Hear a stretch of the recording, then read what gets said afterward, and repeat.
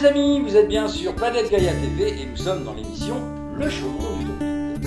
Alors aujourd'hui, je me suis pas cassé la tête, j'ai implanté mon chaudron chez moi.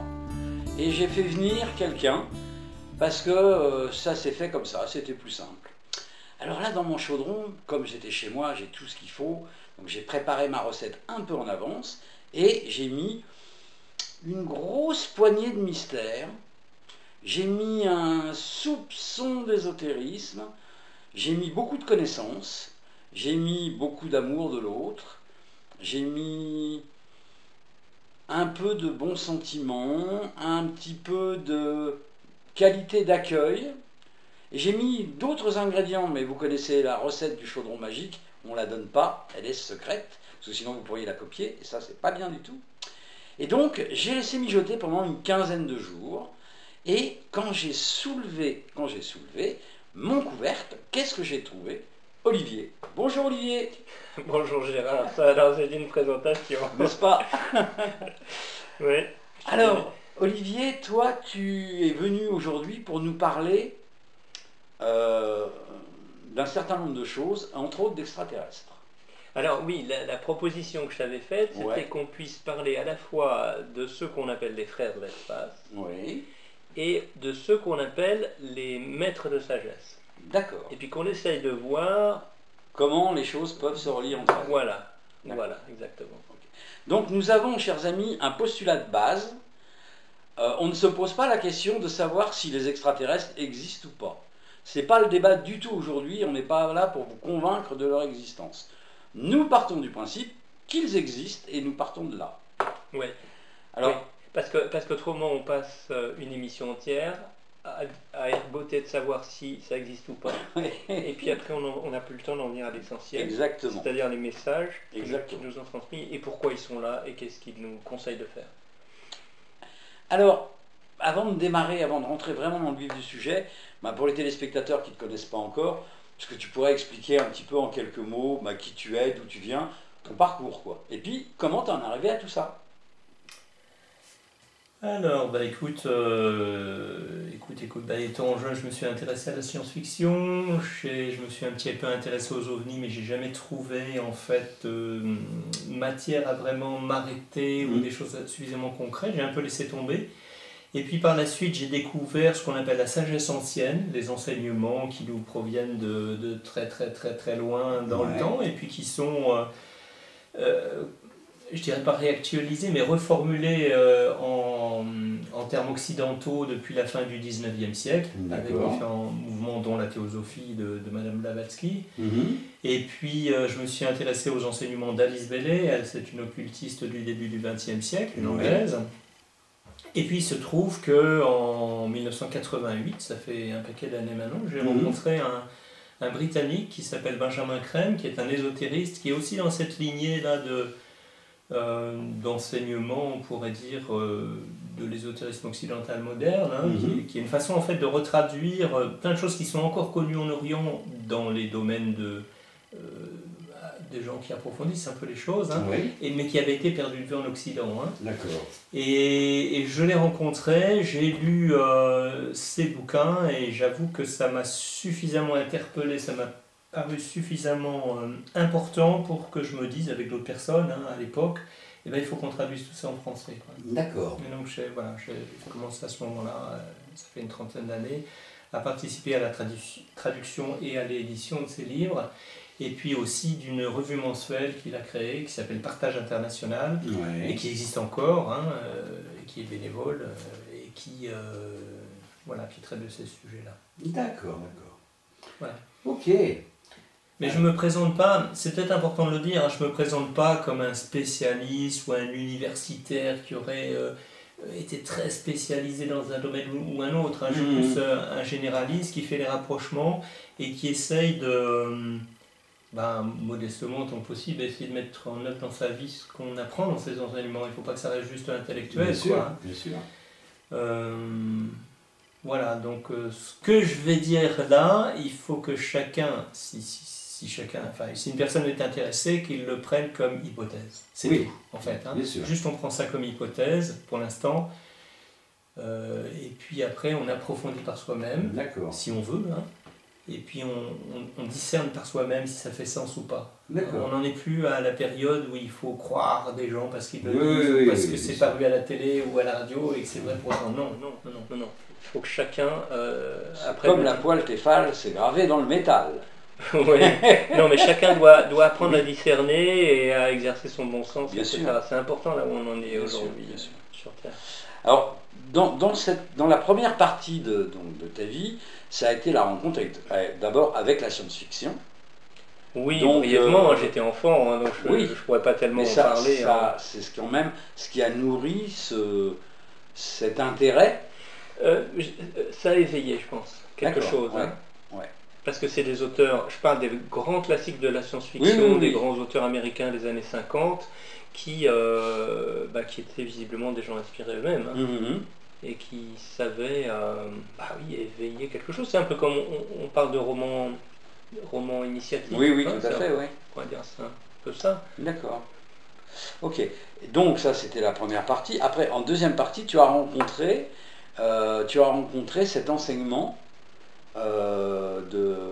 des sagesses anciennes. Oui. Alors comment ça s'est passé dans ta vie, ça? Oh on sait qu'il n'y a pas de hasard. Les choses, voilà, c'est des expériences de synchronicité tellement fortes que le mental ne peut pas les mettre à côté. On ne peut pas se dire oh non j'ai rêvé, oh non ça doit être le hasard. Non, ok, le mental dit mon petit gars, à un moment j'ai mon mental qui m'a dit mon petit gars, c'est impossible statistiquement, mentalement, enfin je le dis avec mes mots d'aujourd'hui, hein. On ne peut pas expliquer ça, donc débrouille-toi avec ça. D'accord. Est-ce qu'il y a une phrase particulière qui a été un déclencheur dans cet enseignement? Ou une pensée je dirais que c'est plus une reconnaissance intérieure, en fait. Une reconnaissance intérieure. Je peux, puisque tu m'interroges là-dessus, raconter plus en détail. Je suis tombé, comme on dit, j'ai acheté un livre que j'aurais jamais dû acheter, et qui s'appelle La méditation de transmission. C'est un livre de ce monsieur Benjamin Crème. Et j'ai eu l'impression, en le lisant, que je savais une grande partie de ce qu'il y avait dedans, qui concerne ce qu'on appelle les maîtres de sagesse, dont on avait parlé. C'était un petit peu comme si, je me souviens très bien, c'était dans une chambre d'hôtel, j'étais en vacances, j'avais ce livre dont je me délectais de la lecture, et je me suis assis sur le bord du lit en me disant « Mais attends, mon petit gars, t'as déjà lu des choses comme ça? T'as déjà vu ça au cinéma? On t'a déjà parlé de choses comme ça ?» Et c'était non, j'étais pas du tout dans ces circuits-là. Moi, j'étais un businessman, je m'intéressais à rien de tout ça. Et puis pourtant, j'avais l'impression de le savoir. D'accord. Donc voilà, c'est ce genre d'impression, de reconnaissance intérieure, comme j'ai eu aussi en lisant les livres d'Alice Bailey, qui m'ont fait sentir que c'est ma voie d'enseignement. Et c'est pas pour dire qu'elle est meilleure qu'une autre, c'est la tienne. C'est la mienne, voilà. Chacun doit trouver la sienne. Exactement. Et alors, qu'est-ce qui t'a amené à regrouper les deux?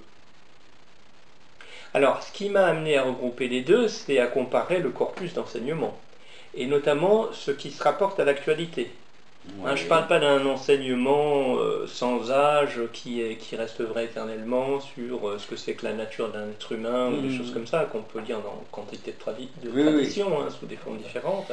Mais de ce qui se passe dans le monde moderne. Donc en l'occurrence c'était au XXe siècle, à la fin du XXe siècle. J'ai vu que les frères de l'espace et les maîtres de sagesse disaient la même chose. Chacun avec une manière très différente au niveau du vocabulaire, au niveau de... parce que ces enseignements sont transmis par des intermédiaires. Alors quand c'est les frères de l'espace, on dit que ce sont des contactés. Quand c'est des maîtres de sagesse, on va dire que ce sont des initiés qui servent de transmetteurs pour que des maîtres puissent donner des enseignements nouveaux à travers ces initiés. Mais peu importe les mots, ce qu'on voit c'est que, et ça m'a vraiment intéressé, et du coup j'en suis revenu un peu à cette histoire d'OVNI, à me dire, mais alors ça existe quand même vraiment, Et puis j'ai passé un peu de temps, parce que le mental il a besoin de vérifier, mental il a besoin de vérifier, donc j'ai passé du temps à vérifier que le phénomène OVNI c'était pas juste du baratin et que ça existait. Franchement, de nos jours, si on s'y met vraiment si on fait une vraie recherche là-dessus, sincère et puis intelligente, on ne peut pas nier le phénomène. Hein. Donc voilà, donc ça a été assez vite fait. Et ensuite, je me suis intéressé au message, qui me semblait important. Voilà. Donc là, ce qu'on se proposait de faire, Gérard, c'était d'essayer de dire quel était le message d'un groupe et de l'autre groupe, et de voir que ça colle. Ouais, d'accord.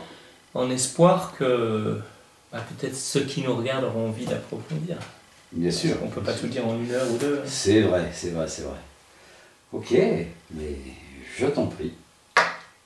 Donc, alors, ce qu'on appelle les frères de l'espace, c'est une expression un peu respectueuse plutôt que de dire extraterrestre. C'est évidemment exactement la même chose. S'il y a des soucoupes volantes, évidemment, c'est qu'il est susceptible d'y avoir des gens dedans. Et puis, il y a des gens dedans, il y a des cas qui ne sont pas extrêmement nombreux, mais qui sont quand même pas rares, d'êtres humains qui racontent avoir été contactés, c'est pour ça qu'on les appelle des contactés, par des personnes sorties d'un ovni, et puis certains racontent avoir été emmenés dans un ovni, avoir eu des expériences, etc. Et alors déjà ce qu'on observe, c'est une très grande cohérence dans les récits de ces différentes personnes.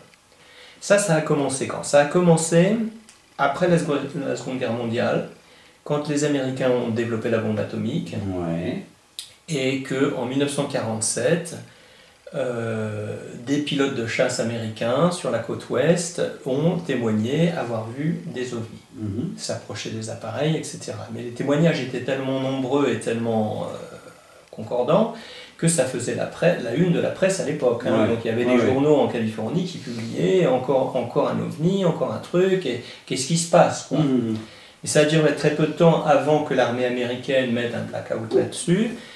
Mais n'empêche que, voilà, donc c'est à partir de ces années-là qu'on a commencé, dans les années suivantes, en fait, à découvrir qu'un certain nombre de personnes ont été contactées, donc au début des années 50, et ont raconté leurs choses dans des livres.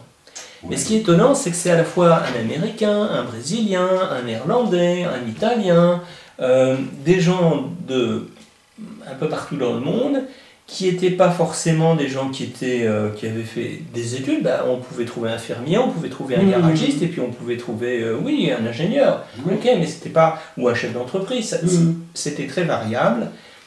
Et on ne pouvait pas imaginer un complot entre ces personnes pour, dans quelques années, au début des années 50, écrire simultanément des choses similaires. Bien sûr.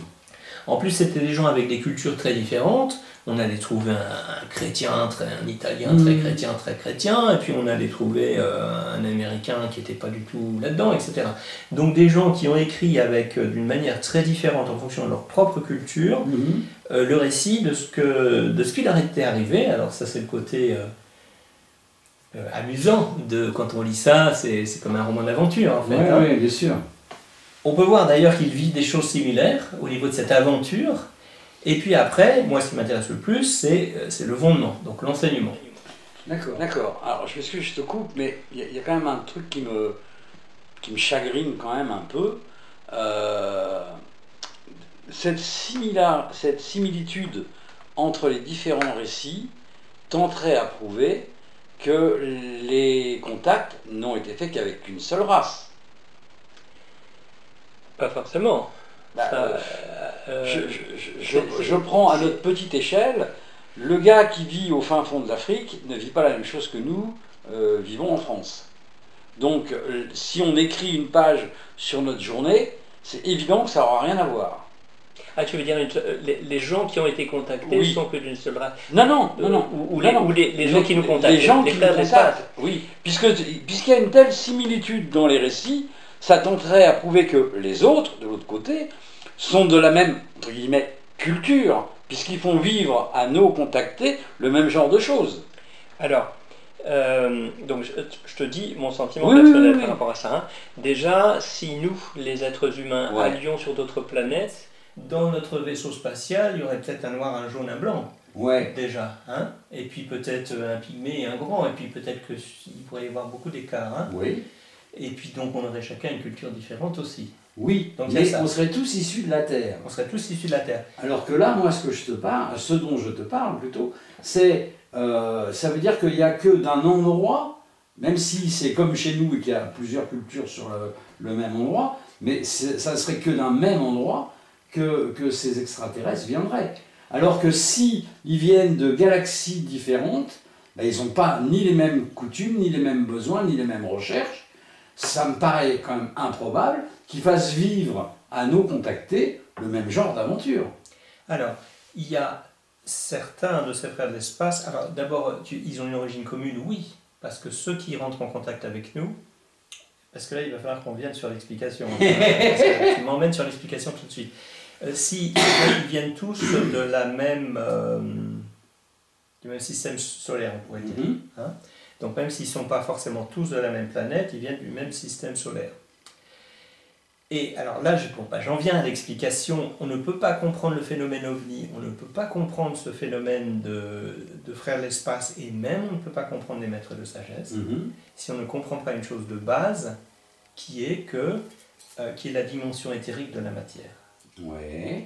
Donc, la dimension éthérique de la matière, c'est facile à expliquer. Hein. Nous, tout le monde connaît, on a un corps physique qui est fait de matière en état solide, liquide, gazeuse.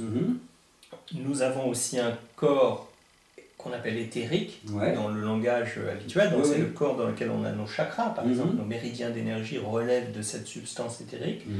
Bon, tous ceux qui connaissent un peu la médecine orientale connaissent ça de nos jours. Et ces frères de l'espace ont leur plan d'existence qui ne descend pas jusqu'au physique dense comme nous. D'accord. Ce sont des gens qui ont habituellement leur vie qui est dans les substances éthériques et au-dessus. Hein. Même que nous, on a aussi un corps astral et un corps mental, etc., qui sont encore au-dessus de l'éthérique. Hein. Et si on ne comprend pas ça, l'existence de ça, on ne peut pas comprendre pourquoi les soucoupes, on les voit, puis tout d'un coup, elles semblent disparaître, ou comment elles font pour tourner à angle droit, etc. Et donc ça, c'est la notion de base à comprendre. Donc, ces êtres-là, même, et ces êtres-là, donc, pour conclure la chose à ce niveau-là, c'est que ce que dit l'enseignement ésotérique, ce que disent les maîtres de sagesse, c'est que ceux qui aident la Terre, ceux qui sont en lien avec nous et qui sont là pour nous aider et nous protéger, eh bien, ils viennent du système solaire. D'accord. Ce qu'affirmaient les premiers contactés. En 1953, quand George Adamski a écrit son premier bouquin, et puis dans les années suivantes, et d'autres contactés, ont tous dit qu'ils avaient été contactés par des gens de Vénus ou de Mars. Oui. Après, évidemment, à partir du moment où dans les années suivantes, à la fin des années 50, on a vu que sur Vénus, il n'y avait pas la vie. Hein, et puis après, c'est la même chose sur Mars. À ce moment-là, les gens qui ont été contactés disaient des mots, il vient de Clarion, ou il vient de... Voilà, on invente un mot comme ça. Parce qu'autrement, ça ne fait pas sens. Alors pourquoi ? Moi, de ce que je comprends, c'est que ces personnes qui ont été contactées au départ avaient déjà une telle difficulté à partager ce qu'ils vivaient, que si en plus il avait fallu rentrer dans l'ésotérisme et expliquer, vous vous rendez compte, il y a 70 ans, l'existence du corps éthérique et tout ça, alors qu'on était en Occident, mais tellement loin de même connaître toutes ces choses-là, ça n'aurait pas été possible. Donc ces gens-là, soit qu'ils n'aient pas été conscients eux-mêmes, ce qui est possible, hein, de cette existence de l'éthérique, mais quelqu'un comme Adamski était conscient de ça, hein, soit ils en étaient conscients, ils ont fait le choix délibéré, ok, on ne parle pas de ça. Parce que ça ne faisait pas sens, ça n'avait pas de sens pour les gens de parler de ça. Il n'y avait pas d'intérêt non plus, puisqu'à l'époque on pouvait dire, oui, ils viennent de Mars, et personne n'a dit le contraire. Hein, les gens croyaient à l'époque qu'il y avait éventuellement une civilisation sur Mars. Donc voilà, c'est la raison pour laquelle ça c'est... Mais si on comprend aujourd'hui cette dimension éthérique, ils nous disent qu'ils viennent du système solaire, donc ils viennent de cette origine commune. Tu disais, mais pourquoi ils donnent le même message? Parce qu'ils ont une origine commune. D'accord. Parce que nous faisons tous partie du système solaire, et nous compris. Oui, bien sûr. Et ce qu'ils nous disent, et ce qu'ils attendent, c'est que nous, êtres humains, soyons assez développés en conscience, qu'on acquiert assez de sagesse pour enfin rejoindre cette fraternité des êtres humains, humanoïdes, qui existent dans le système solaire et qui forment une grande fraternité au niveau du système solaire. D'accord. Donc forcément que les messages correspondent, tu vois. Ouais, ok, oui. Forcément. Alors, les messages, c'est, si on veut synthétiser, parce qu'il y a plein de choses, il faut dire les détails, hein, mais si on veut synthétiser les grandes lignes, la première grande ligne, c'est de dire on est inquiet pour vous, on est inquiet pour votre survie. D'accord. On imagine ça au début des années 50, donc 53, 54, 55, selon les contactés dans les années 50. Après, ça a continué à les contacter, hein, mais je parle de cela parce que c'est plus frappant la sagesse de ces êtres-là qui avaient une vision de là où on en était sur Terre, et on peut voir aujourd'hui, 70 ans plus tard, qu'ils ne se trompaient pas. Oui, hein. bien sûr. Et ils disaient, on est inquiet pour vous à cause du développement du nucléaire. Ils expliquent qu'avec leur expérience, ils savent qu'une civilisation qui développe trop de technologies sans aussi développer la sagesse, à un moment il y a un déséquilibre qui se produit et elle s'autodétruit, c'est inévitable. Bien sûr.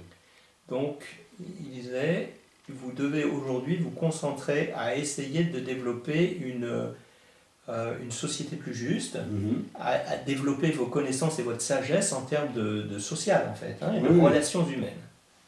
C'est ça que vous devez faire si vous ne voulez pas vous détruire. Ça, c'est la première préoccupation qu'ils ont.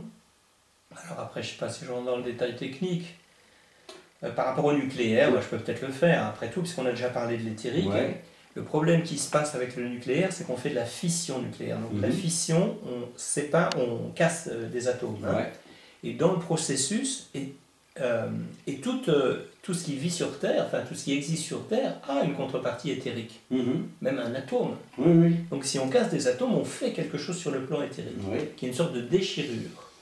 Et à une échelle telle, quand c'est une centrale atomique, que ça provoque des déchirures dans le corps énergétique de la planète. Et notre corps éthérique, il est fait de cette substance-là, hein, donc on est concerné. Ce sont des déchirures et des blessures telles que, aujourd'hui, nous disent-ils, la vie sur Terre ne serait plus possible pour nous, êtres humains, si eux ne s'occupaient pas de réparer ça sur le plan éthérique. C'est ça qu'ils font pour le nucléaire.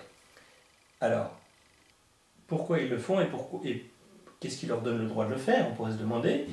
Ils expliquent que eux, de même que les maîtres de sagesse, hein, ne peuvent absolument pas enfreindre le libre arbitre humain. C'est-à-dire que nous, on a notre libre choix, on a notre libre arbitre, comme tout à chacun, et donc on a le droit de faire ce qu'on veut. Et donc, mais aussi, on est un peu comme des enfants qui faisons des bêtises. Ce que j'explique au niveau de la fission atomique, et donc la déchirure qui se passe sur le plan éthérique, n'est pas connu de la science. Honnêtement, hein, les scientifiques aujourd'hui, ils en sont à peine à découvrir ce qu'ils appellent la matière grise, la matière noire, qui n'est que la matière éthérique. Mais bon, ils ne veulent pas lire les livres d'ésotérisme, alors ils patinent, mais bon, peu importe. Et donc ils découvrent, donc on n'a pas officiellement découvert, on ne sait pas officiellement qu'on fait des dégâts au niveau éthérique de la planète, donc tout en respectant notre libre choix, notre libre arbitre, ils peuvent réparer les choses. Hein. Mais si on fait sauter une bombe atomique, là c'est notre propre, en tant qu'humanité, notre propre libre choix, ben, on en paiera les conséquences. Hein. C'est clair. C'est autre chose. Au niveau de la radiation qu'on connaît. Donc ça c'est le premier grand volet de l'inquiétude des frères de l'espace pour nous, c'est par rapport au nucléaire. Et puis après la pollution en général, hein, je reste très synthétique. Hein. Et le deuxième grand volet, c'est par rapport à la société, l'injustice sociale. La disparité de richesse, on a développé un matérialisme tel. C'est-à-dire, le matérialisme, ça veut dire que mon attention dans ma vie quotidienne, elle est prise la grande majorité du temps à subvenir, à m'occuper, à être préoccupé par des choses matérielles. Ce qui a pour conséquence de détruire la planète, tout simplement. Aujourd'hui, on le sait, hein, on le sait. Mais rappelle-toi, dans les années 50, affirmer ça, c'était pas si évident qu'aujourd'hui, on va dire c'est évident. Mais à l'époque, non. C'était pas évident, Et encore une fois, des contactés de partout disent la même chose. Hein. Donc ils disent il faut rééquilibrer les choses au niveau de l'économie sur Terre. Et puis après, si on voulait aller dans les détails, ben, ils vont plus ou moins décrire comment ça se passe sur leur planète. Après, ça dépend quel est le contacté. Si le contacté est un chef d'entreprise et qu'il a un peu des notions d'économie ou choses comme ça, il va poser des questions sur l'économie, comment est l'organisation sociale sur leur planète. Donc, puisqu'on pose la question, ils ont le droit de répondre. Hein, c'est toujours ce... Si tu fais un pas vers moi, je peux en faire vers toi, mais autrement, il y a un respect tel qu'ils ne donnent pas forcément les informations si on ne les demande pas. Et donc, par ce contact-là, on va savoir un peu comment ça se passe au niveau économique sur la planète, comment les biens sont répartis, etc. Et puis, un autre contacté va être plus versé, je sais pas, dans la médecine, donc on va avoir des informations de la médecine, etc. Et là, je veux aujourd'hui peut-être rester assez synthétique. Oui, il faut rester synthétique, là, oui. On en fera d'autres, les vidéos. Deux grandes notions. Attention au nucléaire, donc on peut dériver avec toutes les armes, évidemment, de destruction massive. Et puis, deuxième... et donc rééquilibrer avec la sagesse, toute votre technologie. Et puis deuxième notion, attention, au niveau social, vous êtes tellement injuste que ça ne peut conduire qu'à l'autodestruction. Hein? Alors quand on lit ça comme ça, on peut se dire, bah tiens, c'est un peu de la futurologie, ou c'est des gens qui, à 70 ans, étaient capables d'être un peu futurologues, on peut se demander. Mais quand après on s'intéresse aux enseignements de sagesse ancienne, et qu'on voit que les maîtres de sagesse disent, pour la période actuelle, quasiment la même chose, là on se dit, poser des questions. Là on commence à se poser des questions. On dit, ben il y a un fondement derrière ça quand même.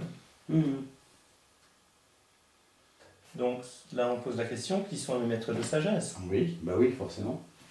Donc alors c'est du vocabulaire de l'ésotérisme occidental, c'est du vocabulaire de la fin du 19e siècle. Je ne sais pas si dans le futur on continuera à les appeler comme ça ou les qualifier comme ça, ces gens-là. Donc ça désigne en fait les maîtres de sagesse des êtres humains. Donc petit aparté, c'est une bonne nouvelle, ça veut dire que chaque être humain devient un maître de sagesse. C'est quand même cool de savoir ça, puis ça nous pousse. Bien sûr. Donc des êtres humains devenus parfaits en tant qu'êtres humains, c'est ce qu'on appelle en Orient des êtres réalisés, des gens qui ont réalisé leur plein potentiel en termes d'humains. Et réaliser quoi? Réaliser la divinité que nous sommes chacun de nous. D'accord. Alors, si on veut expliquer ça, on est obligé de un petit peu évoquer quand même ce qu'on appelle la constitution de l'homme. De quoi est fait un homme, un être humain?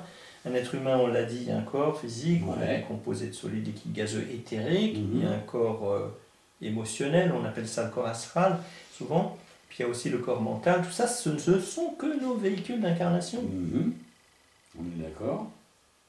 Et il faut arrêter de se penser en tant que moi, je suis là, un petit bonhomme sur Terre avec ces véhicules-là, et j'ai peut-être une âme là-bas, quelque part, que je rejoindrai après ma mort. Non, c'est le contraire. Nous sommes une âme, chacun d'entre nous. Âme, c'est le mot chrétien, on peut dire le soi avec un S majuscule, le soi profond, peu importe le mot, ou l'esprit, enfin, on peut dire le mot qu'on veut, une entité qui s'incarne. Voilà. Je suis une entité qui s'incarne, et je suis une entité qui s'incarne. Ça, c'est important. Je suis une entité qui s'incarne. Je m'incarne dans des véhicules. Oui, jusqu'à là, je suis complètement d'accord. Et le maître de sagesse, il est totalement maître de ces véhicules d'incarnation. C'est pour ça qu'on l'a appelé maître. C'est pas que c'est un chef par rapport à nous les humains, c'est pas ça. Il est maître de lui-même. Totalement maître de ses pensées, totalement maître de son corps émotionnel, qui devient un corps de sensibilité, qui lui permet de sentir, de percevoir ce qu'il y a autour de lui sans être, comme la plupart d'entre nous, complètement agité comme ça par les émotions qui nous traversent. Mais cette connaissance, il la tire bien de quelque part, quand même. Il a la continuité de conscience. Nous, on aborde un peu un autre sujet. C'est pour moi le thème de la continuité de conscience. C'est-à-dire que le maître de sagesse est capable, s'il a besoin de vivre dans un corps physique comme nous, qui peut d'ailleurs créer s'il veut, et qui est immortel s'il décide, tout en ayant conscience de ce qu'il est en tant qu'être, et donc en ayant accès à cette connaissance. Le problème de nous, êtres humains incarnés sur Terre, c'est qu'on a perdu ce contact. Et le message essentiel, je voulais y venir un petit peu plus tard, mais peu importe, des maîtres de sagesse pour la période actuelle, il dit c'est urgent que vous vous réidentifiez avec le soi. Il y a un maître de sagesse qui s'appelle Maitreya, lui donc il explique ça de façon très simple. il dit qu'il faut se réidentifier avec le soi. Réidentifions-nous avec le soi que nous sommes vraiment. Bon, moi je l'appelais l'être, l'être qui s'incarne, peu importe le mot. Et c'est ça la première étape en fait pour reprendre contact avec ce que nous sommes vraiment. Alors au début ça passe, c'est un peu intellectuel, au début on se dit ah bon bah oui pour finir à l'école on m'avait appris que j'avais une âme et pour finir non je suis une âme, rien que ça. Ça fait déjà chez beaucoup de personnes une sorte de transformation. Et puis après petit à petit on finit par l'expérimenter et percevoir la différence. Est-ce que c'est le soi qui parle ou est-ce que c'est mon mental ou est-ce que c'est mes instincts physiques donc ou mon émotionnel donc voilà. Et donc c'est un chemin, je ne dis pas que ça se fait évidemment d'un claquement de doigts, sinon on serait déjà tous des maîtres de sagesse. Donc il faut du temps. Mais bon, et les maîtres sont là pour nous enseigner à aller sur ce chemin, c'est leur travail, ils cherchent à nous aider dans cette évolution. Et ils disent que c'est urgent que la conscience humaine s'éveille davantage pour qu'on change le système de civilisation. Parce qu'on est dans une civilisation tellement matérialiste qu'on va jusqu'à se détruire. Ce que j'aime bien moi personnellement, c'est qu'il y a 30 ans quand je faisais une conférence pour dire ça, il fallait que j'explique. Ah oui, on est en train de se détruire, on me disait, bah oui, il faut expliquer l'environnement, les inégalités dans le monde. Aujourd'hui, on est pratiquement tous d'accord. Voilà. À part les... comment ça s'appelle les climato-sceptiques ou les gens comme ça. Oui, c'est ça, Mais c'est chouette. Tu sais, Gérard, ça montre cette évolution de l'humanité, et cette évolution de conscience, cet éveil de conscience. Bon, moi, je peux en avoir qu'une petite notion comme ça à travers un public français, c'est tout, mais les maîtres nous disent que c'est au niveau de la planète, cette ouverture de conscience. C'est une super nouvelle et il faut continuer. Oui, bien sûr. J'ai fait la semaine dernière une interview d'une autrice, qui a écrit un bouquin qui s'appelle « Moi, Mariamé ». Mariamé, c'est Marie-Madeleine. Et c'est les évangiles selon Mariamé. Et elle, c'est une personne qui est née en se souvenant. Ah oui. Il n'y en a pas beaucoup, mais il y en a quand même. Donc ça va un peu dans ce sens-là, c'est intéressant. Oui, c'est la continuité de conscience. Donc un maître de sagesse ou un très grand initié, ce qu'on appelle un initié, c'est quelqu'un qui est presque un maître de sagesse. Dans une ou deux vies, évidemment, il faut prendre la réincarnation comme hypothèse. On va grandir en conscience, d'incarnation en incarnation. Je pense pas que sur Planète Gaïa TV, il y ait beaucoup de nos téléspectateurs qui ne croient pas en la réincarnation. Sinon, ils seraient sur TF1 ou Antenne 2. Bon. Alors, on gagne du temps, on peut aller plus en profondeur. Et donc en fait, d'incarnation en incarnation, on gagne en conscience, et puis petit à petit, on va développer cette continuité de conscience, et dans nos toutes dernières vies avant d'être maître, on aura la continuité de conscience. Quelqu'un comme Krishnamurti, pour ceux qui connaissent, ou quelqu'un comme Aurobindo, ou même comme Mozart, ou Léonard de Vinci, des grands peintres comme ça, ce sont les gens qui avaient la continuité de conscience. Donc ils savaient leur stature spirituelle. Ça ne veut pas dire qu'ils racontaient ça à tout le monde, c'est pas forcément adéquat de le faire. Il y a des raccourcis quand même. Donc la continuité de conscience d'une vie à l'autre et aussi la continuité de conscience de ce qu'on fait pendant le sommeil. Parce que moi en tout cas, c'est bien rare que même les rêves, je ne m'en rappelle pas, et puis les rêves c'est pas ce qu'on fait pendant le sommeil, c'est une déformation quand la conscience redescend jusque dans le cerveau. Mais voilà, donc parce que tu posais la question, comment ils ont tous ces informations, les maîtres, c'est grâce à ça en fait. Donc ils sont omniscients, ils sont tout à fait télépathes, donc s'ils ont besoin d'une information, ils peuvent monter leur conscience suffisamment haut sur les plans du mental supérieur et puis être en connexion. D'accord. Même la science aujourd'hui dit que tout est lié. Oui. Donc c'est qu'une question de monter sa conscience. Moi je dis hop comme si c'était facile. Oui, il faut appuyer sur le bon bouton. Il faut appuyer sur le bon bouton et ça marche. Voilà. Et puis voilà, donc ils ont l'information dont ils ont besoin. D'accord. Alors, ces maîtres de sagesse, ils sont dans un processus de rapprochement avec l'humanité. Une autre façon de définir un maître de sagesse, c'est de dire que c'est un être qui appartient à un règne supérieur de la nature. Comme nous sommes du règne humain, il y a des règnes minéral, végétal, animal, humain, il y a un règne supérieur, on peut le prendre comme hypothèse en tout cas, et ceux qu'on désigne, qu'on qualifie de maîtres de sagesse, sont des êtres qui appartiennent à un règne supérieur de la nature, donc avec des capacités, des facultés que nous on n'a pas, et qui, encore une fois, étaient autrefois des humains. Donc, une fois, bonne nouvelle. Et puis, ils sont là, ceux qui décident de nous aider, parce qu'ils sont pas arrivés. Hein. Quand on sera maître de sagesse, on ne sera pas arrivé au bout du chemin. Ben non. Ça continue. Donc, eux vont continuer leur propre évolution. Et certains d'entre eux, ceux qu'on appelle les bodhisattvas en Orient, vont décider d'aider à l'évolution des règnes qui restent derrière eux sur la Terre. Quoi. Et c'est pour ça qu'il y a certains maîtres de sagesse qui aident l'humanité par leurs enseignements. Et ils expliquent qu'ils sont dans un processus de rapprochement avec l'humanité et que, alors qu'ils aidaient l'humanité dans les coulisses, un petit peu c'est-à-dire depuis leur plan d'existence normal sur les niveaux éthériques de la matière et plus haut, là, un certain nombre d'entre eux sont en train de... Certains ont déjà pris un corps physique et fonctionnent dans un corps physique, et puis d'autres sont en voie de le faire, et que dans un proche avenir, ils disent l'humanité reconnaîtra leur existence, ce qui, et moi j'attends ça avec impatience, parce que ça va totalement changer la vocation de la vie de chacun d'entre nous. D'accord. Et c'est ça aussi qui va changer notre façon de vivre. Parce qu'au lieu de s'incarner pour accumuler des biens matériels, pour être plus riche que son voisin, ou mieux habillé, ou avoir 3 voitures, 4 télés, etc., et donc de casser la planète, et ben la vocation de la personne sur Terre, ce sera de ressembler à ce maître, qu'on verra parmi nous marcher immortel. On s'incarne pas dans cette vie pour amasser des richesses. C'est ce qu'on fait. Oui, mais c'est pas pour ça qu'on s'est incarné. C'est vrai, tu as raison. D'accord ? Tu as raison. On est arrivé, entre guillemets, avec une mission, qui est la nôtre, qui est notre chemin de vie. Et comme au moment de l'incarnation, il y a un reset qui se fait, on arrive, on est vierge dans la tête et on ne sait plus pourquoi on est là. Et on apprend à le découvrir et on fait des choix pas toujours judicieux. T'as raison, j'aurais pas dû dire la vocation de... C'est pas la vocation de l'âme que d'être dans la matière, c'est...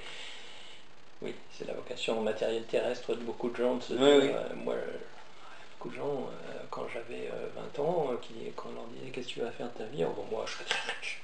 Oui. C'est grave, quoi. Oui. Parce que ça... Surtout que alors, c'est très drôle, c'est cette notion de je serai riche, parce qu'au jour d'aujourd'hui, avec les connaissances qu'on a, tous les praticiens, tous les techniciens, tous les professionnels du développement personnel t'apprennent que vouloir devenir riche, c'est pas une fin en soi. Vouloir posséder 1 milliard, c'est quelque chose, c'est une fin en soi. Vouloir devenir riche, ça veut rien dire. Parce que devenir riche pour moi et devenir riche pour toi, ça veut certainement pas dire la même chose. Oui. Il y a beaucoup... Parce que le développement personnel, il faudrait que ça soit, et moi comme je le pratique, ou comme je le conseille à quelqu'un de le faire, c'est le développement du soi, donc c'est encore une fois, c'est la réidentification avec le soi, et le but c'est de s'épanouir en tant que soi, au fond, hein, donc, ou âme si vous voulez ce mot-là. Ça devrait être ça le but du développement personnel. Or, certaines personnes, c'est vrai, vont utiliser ça pour renforcer l'ego, pour manipuler les autres, pour accumuler du fric. Ça, c'est une déviance, c'est pas ça, ça ne devrait pas être ça. On est bien d'accord. Et il y a des méthodes très inspirées qui sont malheureusement détournées. Voilà. Mais bon, nous ne sommes que des êtres humains. Exactement. Sur le chemin. Exactement. Ok. Et donc, ce groupe de maîtres, il y a un groupe de maîtres qui se rapproche de l'humanité, et à sa tête, on pourrait dire, je ne sais pas comment dire, au centre de ce groupe, il y a un leader parmi ces maîtres-là, il s'appelle, alors le nom qu'on lui donne, c'est le nom Maitreya. Oui. Maitreya en sanskrit, ça veut dire celui qui apporte le bonheur, la joie. Hein. Et donc il est prévu, c'est des plans, hein, on verra comment ça se passera, mais pour l'instant il est prévu que ce soit le premier des maîtres qu'on voit. D'accord. Et lui, il a déjà donné des enseignements qui ont été recueillis par des journalistes, à Londres en l'occurrence, et qui ont fait l'objet d'un bouquin. De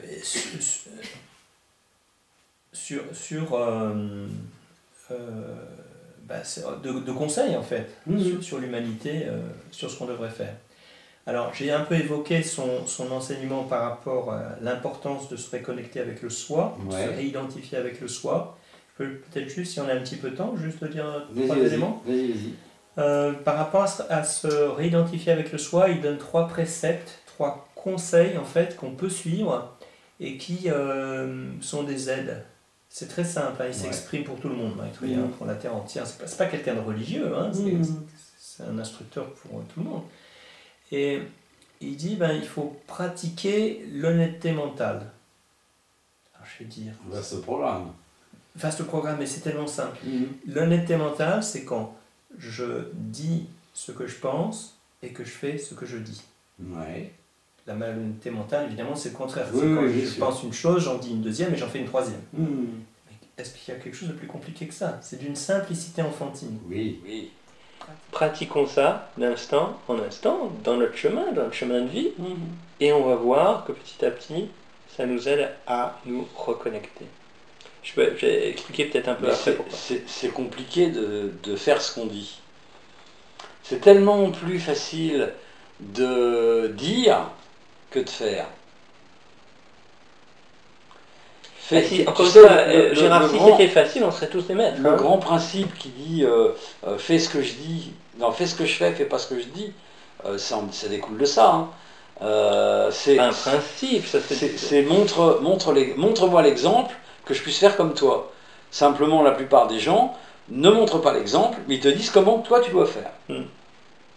C'est dommage parce que comment on enseigne, c'est par l'exemple. C'est comme ça qu'on enseigne l'humain à un enfant. Normalement. Donc si on veut être un bon enseignant, il faut donner l'exemple. Après, on fait ce qu'on peut aussi. Hein. Chacun son niveau. Hein. Tout à fait. Tiens, on est comme une fleur. Hein. Et l'ouverture du cœur, l'ouverture de l'âme, tout ça, il ne faut pas tirer sur les pétales. Non. C'est naturel, c'est un mouvement naturel. Et donc Maitreya, il donne un petit conseil. Donc ça, c'est le premier principe. Pratiquer l'honnêteté mentale. Deuxième principe, c'est la pratique de la sincérité de cœur. Alors, la sincérité de cœur, comme je comprends, c'est lorsque je peux me dire comme je suis, sans chercher à cacher, sans chercher à jouer un rôle, sans chercher à être dans la compétition. Voilà. Je me montre comme je suis comme quelqu'un qui a un meilleur ami, ou une meilleure amie, et qui peut dire tout, voilà, tous ses malheurs, tous ses bonheurs, sans filtre. Voilà. Et donc, idéalement, on devrait être comme ça tout le temps. Et un maître de sagesse, il est comme ça tout le temps. Et puis le troisième précepte, c'est de la pratique du détachement. Donc là, le détachement, c'est prendre de la distance, en quelque sorte, un peu de recul par rapport à ce que je vis, pour me désidentifier de ce que mes corps vivent. Donc ça veut dire mes corps, ça veut dire le physique, ça veut dire l'émotionnel, évidemment me détacher de mes émotions, savoir que les émotions sont des choses qui ne sont pas moi en tant qu'être, c'est juste des mouvements énergétiques qui me traversent, et me détacher aussi de mes pensées. Arrêtez de croire que parce que je pense que quelque chose, c'est moi qui pense, moi en tant que soi. C'est juste le mécanisme du corps mental qui... D'accord. Mais dans notre travail d'incarnation, si on s'est incarné, justement, c'est pour vivre un certain nombre d'émotions. Émotions que nous n'avons pas quand nous sommes désincarnés. Donc, c'est difficilement conciliable de vouloir se détacher, puisque l'attachement est une émotion, et qu'on est venu pour expérimenter nos émotions. Oui, mais pourquoi ? Pourquoi est-ce qu'on est venu ? On est venu pour maîtriser le corps astral, donc le corps émotionnel. Et ça se fait évidemment en vivant des émotions, petit à petit, de vie en vie, et en y prêtant attention. Et si je pense à autre chose dans ma vie que juste gagner plus d'argent et courir dans tous les sens, je vais prendre un peu de temps pour réfléchir à ma vie intérieure, et je vais petit à petit m'apercevoir que ça, je vis des émotions parce que je suis un être humain et que j'en suis que là sur le chemin. Mais le but, c'est pas de continuer à vivre des émotions. Le but, c'est d'utiliser le corps astral, donc qu'on appelle le corps émotionnel, mais le corps astral comme un corps de sensibilité pure. En Orient, on parle d'un lac tranquille. On dit le corps astral devrait être comme un lac tranquille pour que la réalité puisse se refléter dedans sans être déformée. Parce que le problème qu'on a à vivre avec un corps astral comme ça, des émotions comme ça, c'est qu'on perçoit la réalité autour de nous, de façon totalement déformée. Oui, on est sûr, complètement dans l'illusion de la réalité. Et un maître de sagesse, ben justement, lui, il voit les choses telles qu'elles sont. C'est ce qui donne sa puissance, sa force, sa maîtrise. D'accord. Et c'est ça le but, en fait. Donc c'est vrai, ce que tu dis, on s'incarne sur Terre parce qu'on doit vivre des émotions, parce qu'on ne les a pas encore transcendées. Transcendées, oui, ou on ne s'est pas encore détaché de ça. Et donc voilà, 3 choses, c'est simple, Maitreya dit, honnêteté mentale, sincérité de cœur, détachement, 3 petits préceptes. Et petit à petit, parce que ce détachement, ça crée aussi une espèce d'espace intérieur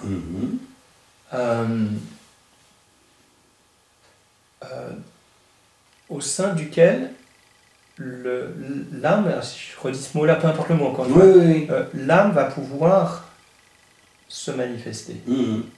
D'accord. Si vous avez quelquefois une intuition, mais une vraie intuition, ou si vous avez, par exemple, ceux qui pratiquent la méditation, il y a une pratique qui est conseillée en méditation, c'est de, lorsque j'ai un problème dans la vie, je vais mettre le problème dans mon mental, je vais poser le problème, et puis je le lâche. Et puis ça crée une espèce de petit, je sais pas vraiment un vide, c'est comment dire, un espace plutôt, un espace intérieur, et à ce moment-là, paf, j'ai la réponse. Alors c'est pas tout comme là je le dis en 2 secondes, c'est pas comme ça quand même pour tout le monde, si facile, mais ça peut être, vous mettez le problème dans votre tête le soir en vous couchant, et puis le lendemain matin, moi ça m'arrive, et puis le lendemain matin je me dis, j'ai pas la réponse. Et puis je vais sous la douche, je pense à autre chose, et là, je lâche, et paf, j'ai la réponse. La réponse était dans l'eau qui est tombée sur le crâne. Non, la réponse elle était dans l'espace intérieur qui a été fait par chance, parce que je suis allé sous la douche et que j'ai pensé à autre chose, et que le mental il s'est calmé, et que j'ai pu percevoir la réponse. Et quand vous vivez ces expériences-là, après vous faites la différence entre qu'est-ce que c'est quelque chose qui vient de l'âme ou quelque chose qui vient du mental. Et là c'est le début de commencer à se vivre en tant que soi. Donc c'est, il faut enfin après chacun fait ce qu'il veut, mais ceux qui ont envie de progresser sont invités à cette pratique-là tellement simple.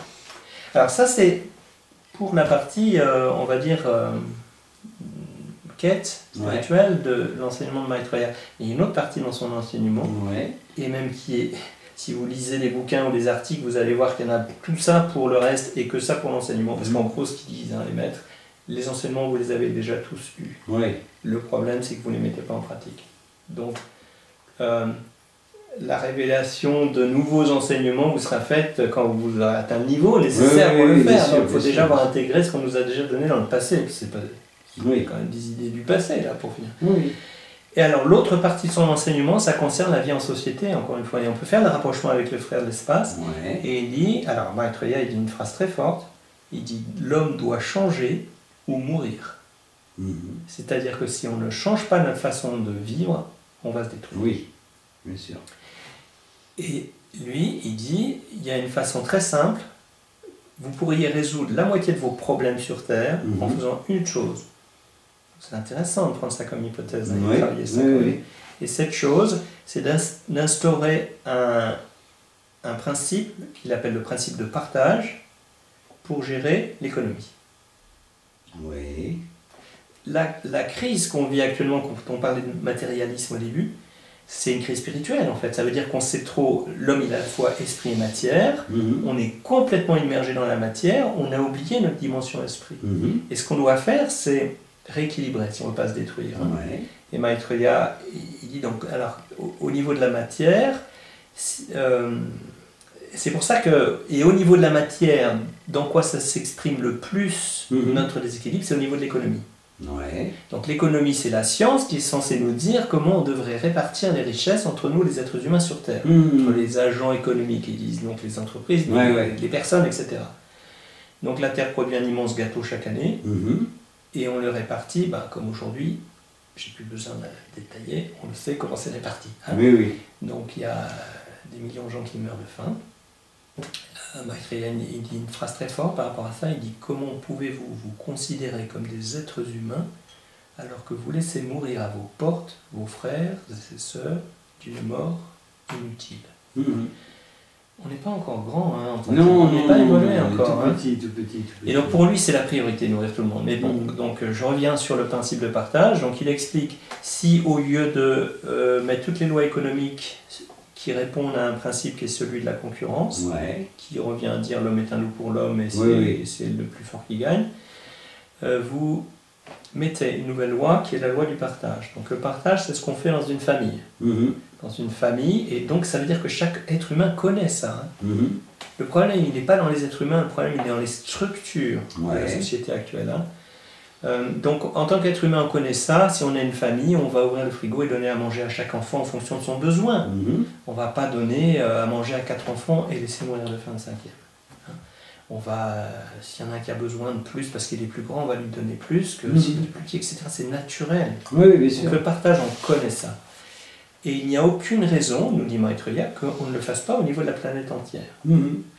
La fraternité humaine, c'est une réalité, même la science aujourd'hui l'affirme, et il n'y a aucune raison matérielle de ne pas distribuer, à commencer par la nourriture. Parce qu'on sait qu'on produit plus de nourriture que nécessaire chaque année sur Terre, donc il n'y a aucune raison matérielle de ne pas la distribuer. Voilà, c'est la première chose. Et donc voilà, que toutes les lois économiques soient basées sur ce principe de partage. Et à ce moment-là, il nous dit, la moitié de vos problèmes matériels seront résolus.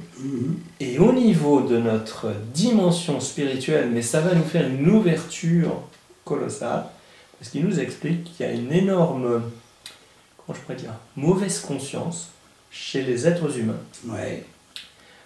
qui est plus ou moins consciente, mais de ce qu'on fait subir à nos frères et sœurs sur Terre.